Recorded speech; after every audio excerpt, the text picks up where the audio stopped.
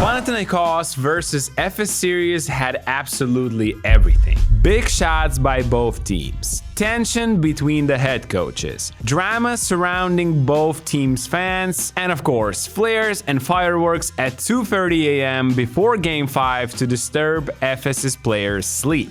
But could it really went any other way knowing it's Ataman versus his former team? Panathinaikos once again came out victorious in Game 5 at a roaring Oaxaca, just like last year against Maccabi. But we gotta give credit where credit is due. Coach Luka Banchi and Efes did everything in their power to slow down not only the EuroLeague MVP Kendrick Nunn, but the whole PAO team. So let's break down step by step how tactical approaches from both sides evolved during this series, and how Panathinaikos finally clinched the Final Four ticket in Game 5.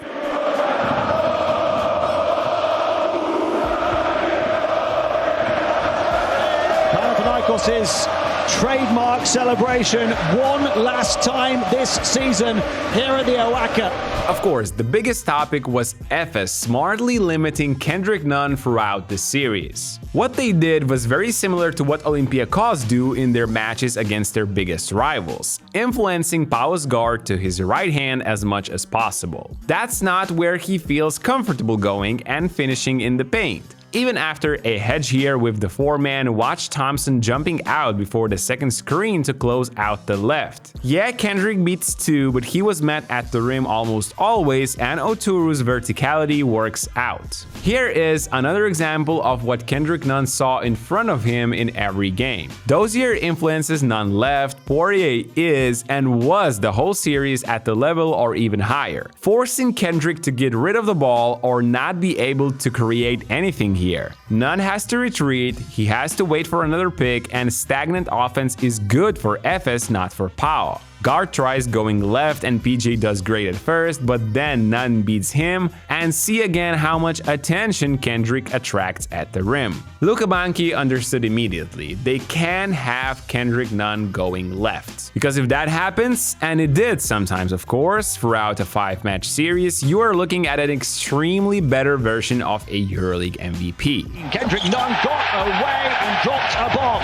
This was a great example also. First, Nunn is going right and is hesitant to do anything, plus there are two defenders nearby. But later, Larkin is not high enough, so Kendrick manages to go left. Poirier is late because, well, Larkin did not do his job well, and PAO guard makes a free. However, this was a rare mistake from Anadolu Efes. In games 1, 2, and 4, they held the MVP to an abysmal 29% shooting from the field, as Nunn also averaged almost as many turnovers as assists. You can see he wasn't comfortable, he never got into the rhythm in those games, and it later forced him into rush shots, especially at the end of close matches. Because of a well-executed Efes' defense against Nunn, PAO flew to Istanbul needing to win at least 1 out of 2. But be serious, guys. Did you really think a EuroLeague MVP would struggle 5 games in a row? It all started to look slightly better in Game 3. PAO definitely looked at the tape of Games 1 and 2 and recognized that this set with a Verjao screen, meaning your 7 flips the angle of it at the last second and Nunn goes left, worked pretty well. So of course, we saw more of that in Istanbul. 2 picks for Nunn to receive the ball, and then it's a 1-4 pick and pop.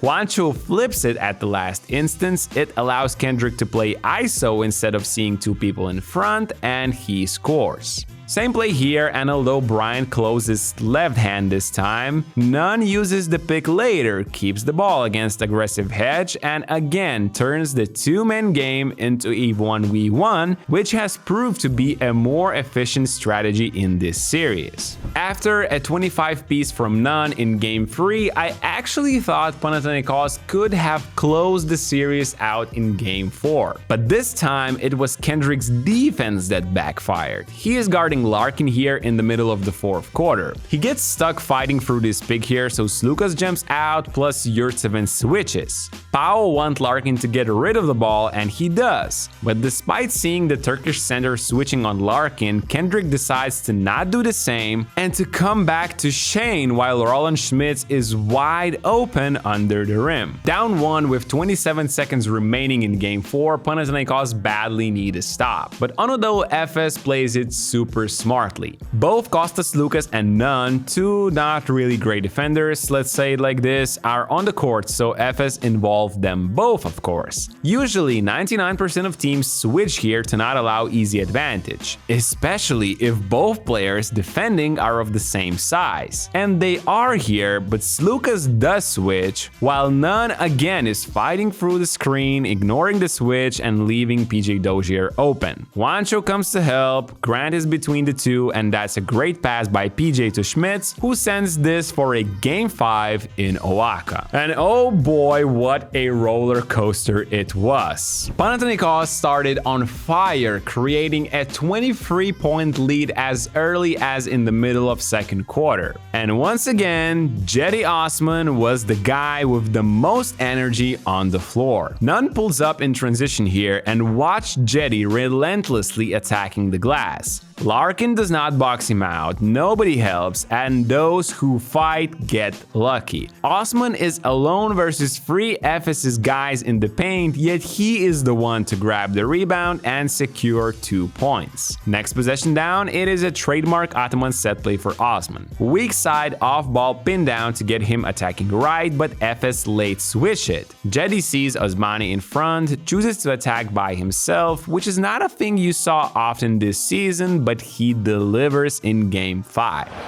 With Osmani, and he nails the 3 over the top of him. Another thing to note here, Game 5s in the EuroLeague or Game 7s in the NBA are often not as much about those tactics anymore. Both teams know each other so well, it often becomes about outgrinding your opponent, and Jetty Osman is the perfect player to do just that. He is the fastest, or let's say a player with the most pressure to the opponent's rim in the fast break. In the first 13 minutes of Game 5, there were 3 instances where he was the first PAO player in the opposing half court, as he's always the first one to react and sprint at 100%. His size and footwork helps the Turkish to finish later at the rim, and a great example here. Gabriel, in my opinion, the MVP of Game 5 for PAO, blocks PJ's attempt, and Osman is again the first one to react. Another sprint, he's fouled, and he's getting an easy 2 points at the line. Okay, I already mentioned Gabriel's defense. He was phenomenal, but the whole PAO team stepped up and played some super intense defense to start Game 5. Here is an early Spain pick and roll for Efes. Watch Nunn closely staying with Dozier all the way, but check Juancho recognizing the situation and erasing the shot. After that, it's another defense leading to offense scenario for PAO, and Nunn collapses multiple defenders. PAO share the rock, and Hernan Gomez finishes what he started. I mean, even Kendrick Nunn, whose defense was questionable in earlier games, had some stellar episodes. Twice during one Ephesus possession, he held his own in ISO situations against Elijah Bryant, setting the tone and showing a good example to all his teammates. Bad shots led to transition attempts, and that's exactly what a struggling PAO half-court offense wanted to see. But even there, in half-court, arrogant Ataman knew what buttons to push in the first half. To start the second, finally, a beautiful ATO play involving some post-decoy action with off-ball set for Nunn, which I hope to see more earlier in the series. A staggered twill here creates confusion on the screen, and Nunn is the most open he has been in this series. A bit later, it's the play we have already talked about in this video. Juancho comes up and changes the angle of the screen. Villas wants to be there high, but that allows Kendrick to attack right one-on-one, go inside, and make the shot. Why change what works? The Greens use the same action just moments later, and this time it takes 2 screens to make Efes confused. There, Willis hedges, but Dozier thinks they are switching, and that leaves the most dangerous man on the court alone for this dagger. And this monastery of green magic worships its god.